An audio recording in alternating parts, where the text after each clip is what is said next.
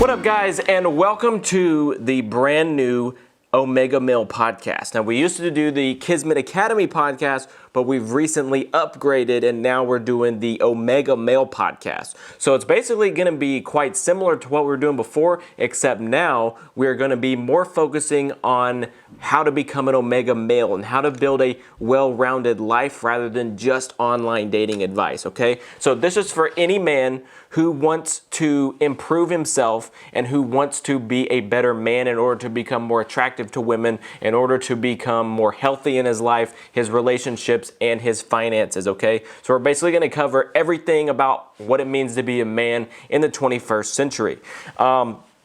And I had a question the other day. The only reason we're doing this is because I got a question the other day from one of my students, and he says, by the way, big need for adapting to COVID dating in our times. Have you considered getting your YouTube channel more ramped up or renewing the podcast? And I thought, that's an excellent idea. We definitely should start doing some more stuff with YouTube. So we're gonna start committing to making at least a couple YouTube videos every single week.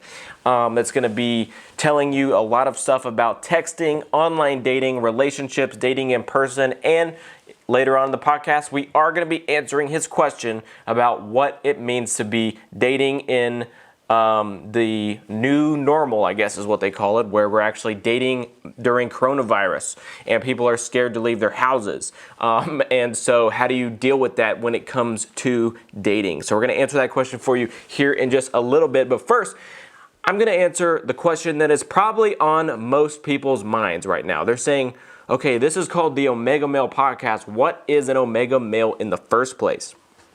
Well, I'm glad you asked. The Omega Male is what I use to describe someone who is more at the pinnacle of masculine evolution, okay? So in traditional dating terms, people like to lump you into either the beta male category or the alpha male category. But I was never quite satisfied with the definition of beta male. I was never quite satisfied with the definition of alpha male because we use alpha male to describe everything today. It is so overused that it almost has no meaning, okay? So you can have somebody who is the alpha male of the group, okay, the AMOG, in one scenario, but then you put him in another scenario and he can now be the beta male, which doesn't make any sense because if he's an alpha male, he should be an alpha male in every scenario. But it's more like a ranking system, like who's more alpha than you, okay? That's not what we're gonna be talking about. And so omegas are different in the sense that this is not something that I could say like I'm more omega than someone else. Like Bill over here is not more omega than me and I'm not more omega than him. It's rather a status. It is like a title of somebody who is pursuing, you don't even have to be there yet, but you just need to be pursuing the achieving of what it means to be an Omega Male, which is the pinnacle of masculine evolution in the 21st century, okay? And so an Omega Male is different from an Alpha Male because an Omega Male has dealt with the problems that an alpha male faces, okay? So let's break down the alpha, beta, and omega definitions for you so you can get a little bit more of a clear understanding. So a beta male traditionally, obviously, is somebody who what? Who does not do well in life. He's weak, okay? He's inferior. He's more feminine. He probably drinks soy milk. He is just, you know, he's not the guy that you want to be, okay? And it's pretty much how everybody starts off in life. I feel like everybody is the beta male at some point in life, and you can go into certain situations and become the beta male just if you're insecure or you're shy or you lack confidence or you're not very good with women. Like even women could, you know, dominate you. Like that's just basically what a weak man is, someone who can be dominated by someone else. The term alpha and omega, or the term, alpha and beta actually comes from this ancient tribal situation where the people would, like, there would be all these beta males in a tribe that would be led by the alpha. And the alpha is like the strongest of the pack, okay? He's the one who is in charge. He makes the decisions, and everybody follows him. It's kind of like in a wolf tribe. You know, you've got the wolves, and then you've got the alpha wolf. Well, that's basically where that definition came from. So back in the day, it's like you're either alpha or you're beta. And so the ones who are alpha obviously are going to submit to whatever the the ones who are beta are obviously going to submit. Got coronavirus, sorry. The ones that are beta are obviously going to submit to the ones who are more alpha. And so that was fine and good for a long time. However, it has gotten so diluted, this whole concept of alpha male. Everybody wants to be an alpha. Everybody wants to be the AMOG at all times. Well, the problem is that I could be an AMOG, I could be the alpha, and then if I hang out with another alpha, then we're basically like on this level, we're trying to compete and see who can be more alpha. And I don't think that's even remotely productive. It's in fact counterproductive, because omegas work together. Omegas don't have to worry about that. I can be an omega male and I can be talking with another omega male, and we're not going to try to challenge each other and try to be the most omega of the omega males, okay? So we're basically redefining what it means to be a strong male in the 21st century, because you know the betas have problems. Obviously, the betas are just weak in general. The alphas, which is what everyone currently aspires to be, has their own share of problems, because the alphas are traditionally more, of course, they're more masculine, they make more decisions, they're more strong and assertive and aggressive, but they also come with a tremendous slew of downsides that keep them from being protected, or not protected, but it keeps them from advancing in the social hierarchy. So there is a limit for what an alpha can do, because they come with their own set of personality defects. And those defects are usually being very selfish, being very self-centered. They think that they're too good to work on themselves any further. They think that they have to basically dominate every conversation. They're the loud, braggadocious dudes that you see at your local bar. They can be quite abusive when they get into relationships, because they think in their minds that they are perfect and they can literally do no wrong.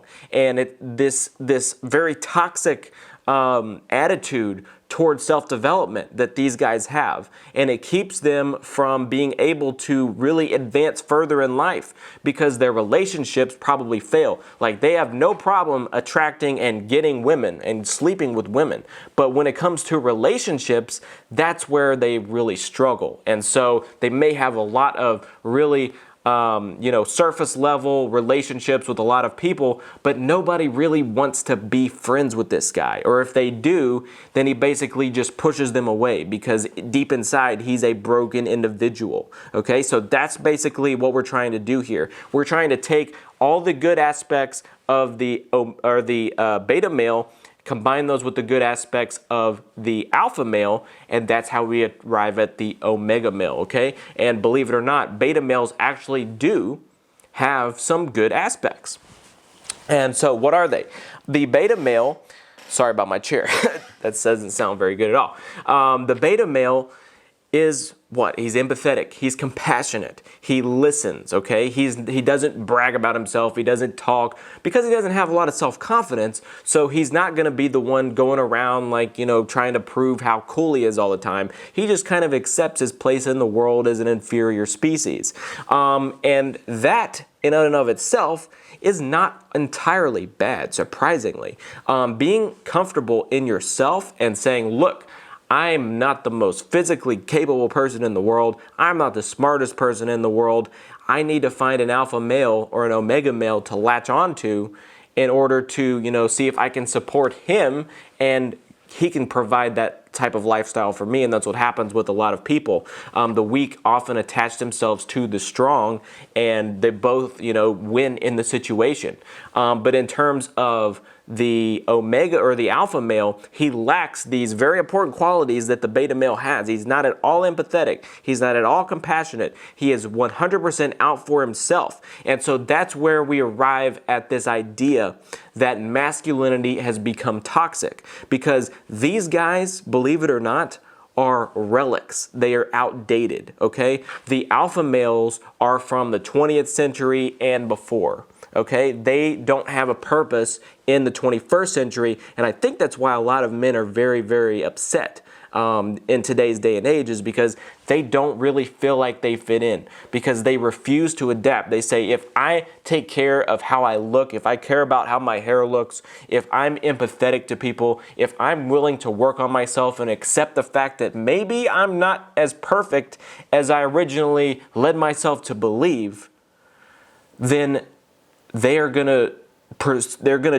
proceed through life with the same attitude, even though it doesn't work for them, even though it no longer serves them to be the strongest man in the group and, be the one who's protecting from barbarians. We don't have barbarians anymore. We rarely have wars anymore, okay? So this relic, this antiquated ideal of being the super strong man who's just completely out for himself is not what people are looking for in the 21st century, and that's why these guys are struggling to have actual relationships. So if all you want to do is just sleep with hundreds of women, be an alpha male, whatever, do whatever you want, it'll probably work for you. But if you want to have a well-rounded life, if you want to have a real relationship, if you want to have a family, if you want to have a group of friends that actually care about you and who you actually care about, and build this cool network and build this really awesome, vibrant social life, and improve your finances and improve your health and work on all these things, that you are going to need to upgrade from the beta male or the alpha male and learn to become an omega male. Because an omega male takes all the positive traits of the alpha. He's strong, he's confident, he is able to protect and defend, just like the alpha. He is sociable and vibrant, just like the alpha. But he doesn't have the toxic traits of the alpha, because he admits to himself that he is not perfect.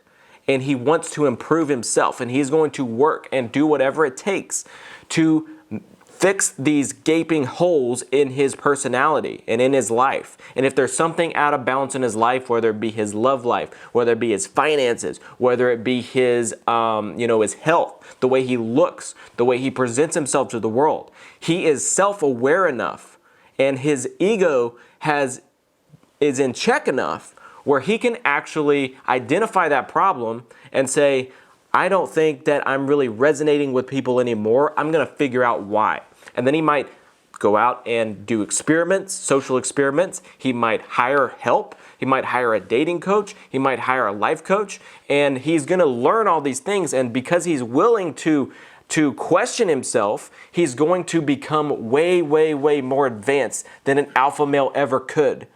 Because his ego is not too big where he wants to think that he's perfect all the time. Because guess what? Reality check, nobody's perfect, okay? Nobody is perfect. I don't care. Not even Donald Trump is perfect, okay? Or if you're on the other side, not even Joe Biden is perfect. There is no perfect person. If you're looking to be a perfect person, then you're going to be working for a very, very, very long time. And then at the end of your life, when you're 150, you're going to realize that it's impossible, okay? And so you need to go ahead and accept that you are not perfect. And in fact, if you're a beta male, it is actually much easier for you to become an omega than it is for an alpha to become an omega, because the beta males already accept the fact that they suck. Okay? So in order for you to become an omega male, you first have to accept the fact that you are a flawed individual. Of course, I'm not a flawed individual, but most people are. Okay? I'm talking to, the 99% out there. Everyone besides me is a flawed individual. And so we need to take a look at ourselves and figure out how can I improve.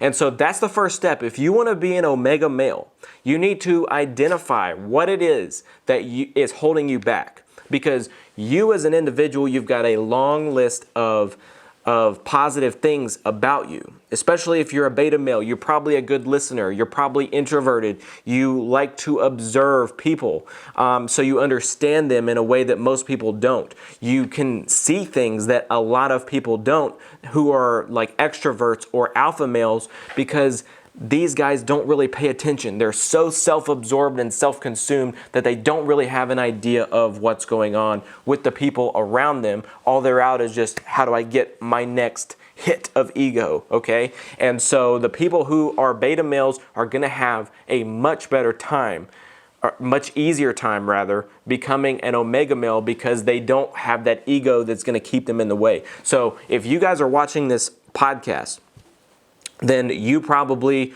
already are at the point where you admit that there is something in your life that you don't have. Whether that's a relationship, whether it's your health, whether it's your looks, you recognize the fact that you have a problem, okay? Just like with Alcoholics Anonymous. The first step is to recognize that you have a problem. And if you don't recognize that you have a problem, then, I mean, you're already perfect, so you can go ahead and exit out of this. So if you recognize that you have a problem, then you can move forward. And that's what we're going to help you to do here, okay? That's what the Omega Male Podcast is for. We're going to be presenting you with new ways for you to challenge yourself, for you to increase your skill sets in a myriad of ways, and make you a more healthy, well-rounded person, okay? And so by the time that you have completed your transformation from an omega, or from a beta to an alpha, or from an alpha to an omega, you are going to have completely revamped your entire life. We're going to shift the way that you look at yourself. We're going to shift the way that you look at the world. And we're going to shift how you approach life in general, and the basic battle plan that you bring with you everywhere that you go. And you're going to be so much more confident. You're going to be so much more attractive. You're going to be effortlessly attractive to women. We're going to help you to build systems that are going to send you countless women, okay? I am a dating coach. Like I said, I'm an online dating expert, and I've got my profile set up properly, so I never really have to go out and approach girls anymore. Like, I'm getting so many matches on Tinder, Bumble, Hinge, you name it, that it's really more work than it's worth for me to actually spend the time going out and talking to girls in person. And I've got some stories I could tell you. Recently just went to Dallas, and me and my friend went, and he was determined that when we go, we have to go to a bar and pick up girls. But I'm trying to tell him the whole time, like, we don't have to do that. Like, we can literally just get them on Tinder and then take them out. And he had some problem with Tinder. He didn't think he needed it or whatever. So we go out to this bar. We stand in line for an hour and a half in the heat. Okay, it's Dallas in July. And we stand there and we get inside and realize that there's literally no hot girls here. Okay, so we waited an hour and a half in line in the heat before we even get in the door. And then we get in the door and there's no hot girls. It's literally like 90% dudes. And then we almost got in with the cartel, but that's a completely another story for another time. But then the next night, I was like, all right, I'm going to do this my way. And so I pull out my phone and I grab 2 smoking hot girls off of Tinder. One was from Tinder, one was from Bumble. And then we went out and had a tremendous time. And so that's what I'm trying to tell you guys. If you guys are not online dating, you're living in the past. If you think that you're going to just approach girls for the rest of your life and never have to get on a dating app, then you're just making it more hard on yourself than it really needs to be, okay? So that's another thing that we're going to really be focusing on this podcast, and on my website and on my YouTube channel and everywhere that we're going to be focusing on how to help you guys to build a consistent funnel that is going to send you a ridiculous amount of women, okay? And so that is the first dimension of becoming an omega male, is where am I going to get my women from, okay? Because that's something that every man needs. That's a part of a happy, well-rounded life. It's love, health, spirituality, and finances. Okay, that's the 4 keys to living an Omega life. And so that's what we're going to show you how to do. Okay, so the first few episodes, we're going to be talking about online dating. And later we're going to move more into those other type of subject matters, but we're going to cover what most people are probably here for, because I'm an online dating coach, obviously, is I'm going to be talking about online dating and how to start getting women, how to text women, how to set up amazing dates and guarantee that you get more dates. Okay, so if you guys haven't got my book yet,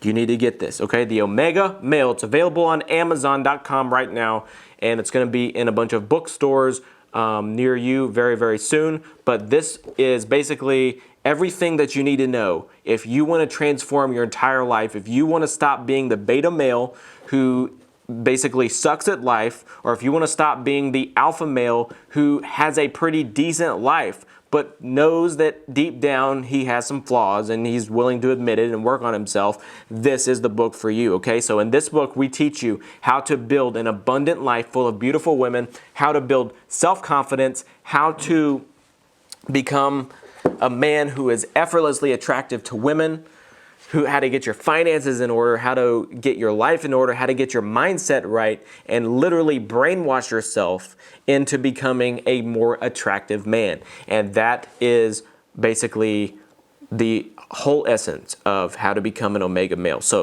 if you guys do not have this book, go to Amazon right now. If you are watching this in, what is this month? September? Yeah. If you're watching this in September 2020, you can still grab a copy of my book on Kindle Unlimited on Amazon for free, and it will not be there forever. You can grab the paperback version for $18, $17, something like that, okay? So definitely go read this book, and this is going to help you. And so we're basically going to be following along with this book, and I'm going to be teaching you every week some in-depth lessons on how to maximize your success in your life as a man, and how to operate in the 21st century, and how to become a man who is effective in his life, okay? That's what we're gonna be doing here. So next, we got one more thing to talk about, and then I'm gonna let you go. So we're gonna answer this guy's question. He wants to know about dating for COVID-19, okay? So if you guys haven't heard, there's this thing out called COVID-19. Some people think it's real. Some people think it's fake. Some people think it's the end of the world. Honestly, I think it poses an interesting problem, but it's nothing that can't be solved, okay? So I've been saying this for years. Online dating is the next big thing. And I didn't know how it was going to happen. I didn't know why it was going to happen. But that's why I even started teaching online dating in the first place, is just because I recognize that this is where technology is moving in the future. And so we need to start working to prepare for it. Because the thing about online dating is, gentlemen, that most people are just like you. If you look at online dating and you think, ew, I don't need to be on there, and then you secretly go download Tinder and you don't tell any of your friends because you're embarrassed, and then you swipe 100 times and realize that you didn't get one single match, so you delete it real quick before anybody sees how embarrassing your profile is, then you're the one that we need to talk to, okay? Because that's exactly how I used to be. Back whenever Tinder came out, I thought, you know, I'm pretty decent with like cold approach. I don't need to worry about this. But what I realized was that online dating is such a great opportunity for people to meet women, because you can literally sit there and be talking to like 20 different women at the same time. Like I could talk to 20 women in the morning before I have my first cup of coffee, and it would take an entire evening before, where I'd have to get dressed up, I'd have to, you know, hit the gym, look good, get in state, go out, go, oh, there's no girls here, we got to go somewhere else. Oh, there's no girls here. Oh, I got rejected and everyone saw, so now I can't stay here and I have to go somewhere else. And it would end up taking like 3, 4, 5 hours just to talk to 30 girls, okay? So I can do that within 5 minutes on my phone. And they're actually hot. That's another thing. Most guys think that girls with online dating are not hot, but I promise you, all those Instagram models that you drool over, they have Tinders, they have Bumbles, they might even have Hinges or OkCupids, because that's where technology is heading. So if you're not on the bandwagon yet, you are missing out. And a lot of people, when they first start, they realize that they're not getting any matches, and they wonder why that is. So let me go ahead and tell you. You're not getting matches online because your profile sucks. Your profile is not set up for success, because why should it be? I mean, you've never done online dating before. You don't know how to do it. Nobody has ever taught you how to use online dating. So, it's just totally natural that your first experience is going to suck. Only 1% of guys are actually getting matches on Tinder. 99% of guys have to swipe right over 101 times to get one single match. And the reason is just because nobody knows how to do it. It's such a new thing. Like, online dating has only been around for a few years, maybe a decade or two at the most. And just now is it becoming a more mainstream way for men and women to meet each other. So it's okay if your profile sucks right now. It's not your fault.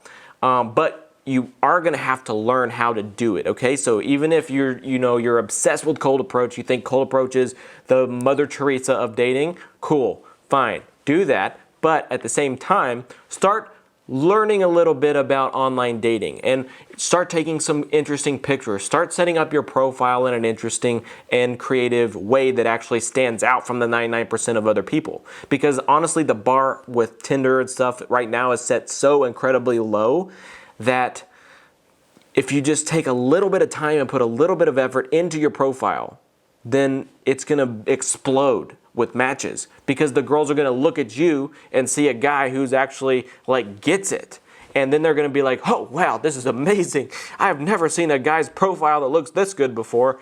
Boom. And then you get matches. Okay. So it's honestly the easiest way. Especially if you're a beta male, you're really not someone who goes out and socializes a lot. It's so much easier to set up a profile, to actually go out and take some good pictures, put a nice bio together, and let your Tinder and your Bumble do all the work for you than it is to go out and learn cold approach. Now, that being said, cold approach is still incredibly necessary, but only when it comes to dating, okay? So when you actually get the girls out on the date, you're gonna need some experience in order to turn that date into a relationship of some type. So I'm not saying don't do cold approach. I'm just saying if you are not doing online dating yet, then you're missing out, because I literally have over 1,000, probably 2,000 girls by now that are sitting in my dating profiles that I have yet to talk to, and I can literally message them whenever I want and set up a date. I can set up a date every night of the week for the next 3 months if I want.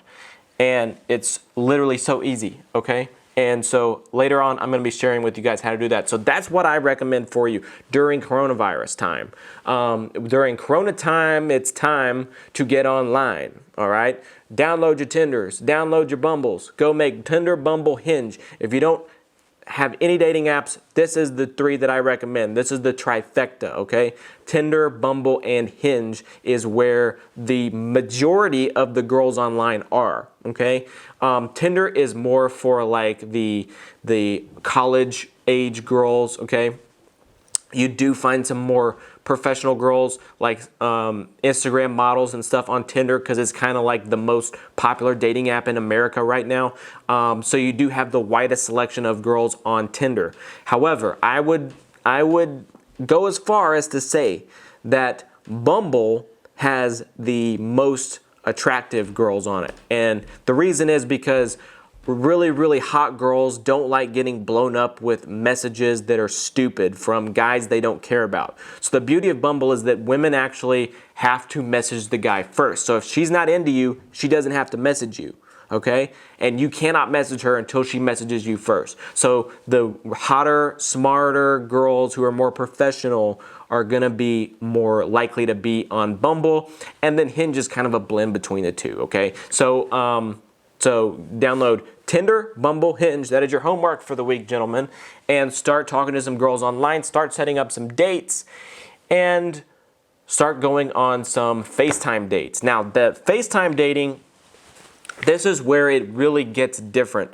From the time the coronavirus started, from before coronavirus until now, okay? So some girls are going to be a little bit reluctant to meet up with somebody nowadays because they are scared that you're going to give them the coronavirus.